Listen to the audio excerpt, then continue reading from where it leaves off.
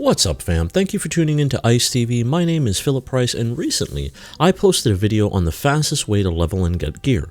If you haven't seen that video, I'll leave a link to it in the description below. If you have seen it, then you've been farming the Severed Hearts for quite some time. I've had a lot of requests for a samurai build to help with this run, so this guide is going to focus on running Severed Hearts as a samurai because that's my main class, and I've figured out how to make my samurai an absolute monster.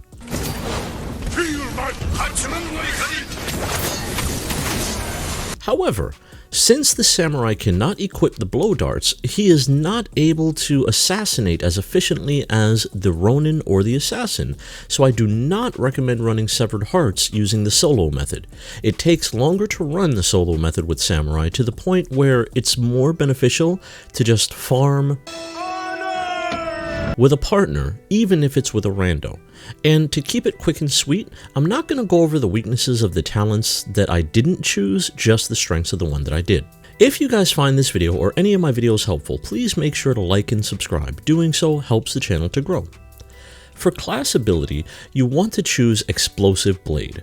This build is all about melting faces as quickly as possible because enemies not dying is the only thing that will slow you down during your farming. For perk 1, we want Samurai Unleashed because we want to use Explosive Blade as much as possible. Perk 2, Resolve Increase, mainly because the other two in this rank are for the most part worthless, and having that extra resolve in the tank helps get you to your next ultimate faster. Perk 3, Hachiman's Frenzy, because bumping up your ultimate from 3 strikes to 5 practically doubles the damage you do, and again, this build is all about melting faces. As far as gear goes, I know it's tempting to use a legendary katana because samurai, right? Don't do it. An epic water katana with Way of the Flame is what you're going to want to use. The water stance is such a speedy stance that you can interrupt most attacks on any non-Oni enemies, and a full Surging Strikes attack will stagger even some Oni. Now, I know a lot of people disagree with the Way of the Flame, but again, this build is all about dropping enemies as fast as possible, and Way of the Flame makes your attacks unblockable, on top of the fire damage that comes with it. And this damage stacks with the damage from the Explosive Blade. The other two perks don't matter as much and can be tweaked for personal preference. The ranged item doesn't really matter. Since samurai don't really do ranged, I do recommend going with ranged resolve gain in case you encounter some Tengu in chapter 1 or 3.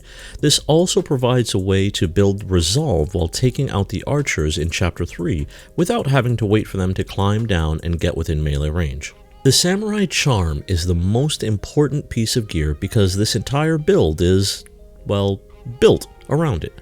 Like the katana, the first two perks can be tweaked for personal preference, although I do recommend going with melee damage and ultimate damage, but the centerpiece of our build is the Blessed Strikes. So check it out. Blessed Strikes heals you whenever you deal melee damage with Explosive Blade active, and the healing from this thing is absolutely insane. I'm talking about going from 1 HP to 100 in a single Explosive Blade Hachiman strike, even without activating Way of the Flame. For Ghost Weapon 1, I use the Spirit Kunai because it's arguably the best legendary item out there, skipping Stone Bow aside of course. If you have the Spirit Kunai, it is a must in this build because if you get a kill using the Spirit Kunai, it lowers all of your cooldowns by 15 seconds. So what does that mean? Well, the Spirit Kunai has a 30-second cooldown, so that drops down to 15 seconds. Explosive Blade has a 36-second cooldown, so that drops down to 21 seconds. Not only that, Way of the Flame's cooldown is affected by this as well. Now, this is already cool, but keep in mind, all of your cooldowns get lowered by 15 seconds for each kill you get using the Spirit Kunai. That means that if you kill 2 enemies with this bad boy, we're talking about a 30-second reduction in every one of your cooldowns. That means Way of the Flame will always be up, Explosive Blade will always be up, and the Spirit Kunai will always be up. If you don't have the Spirit Kunai, use any sticky bomb with damage increase. For Ghost Weapon number 2, It's really a personal preference, just make sure you have as much damage increase as you can for the two properties. Personally, I run caltrops with deep bags because the staggering damage from caltrops tend to keep enemies still long enough for me to melt their faces, or escape and plug some arrows for resolve, then melt them with my ultimate. If you're focusing on doing the solo farm though, go with the smoke bomb because it makes it easier to stealth kill the tethered Mongols, then lose the attention of anyone else that may have spotted you. And that's it.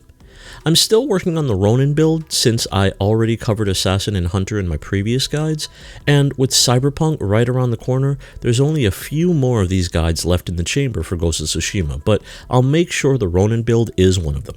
So until next time, stay safe, stay blessed, and stay tuned to ICE TV.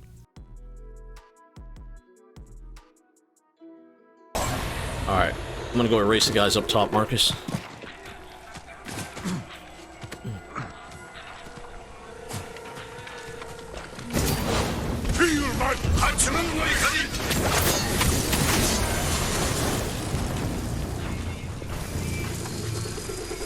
Yeah, come on. There we go.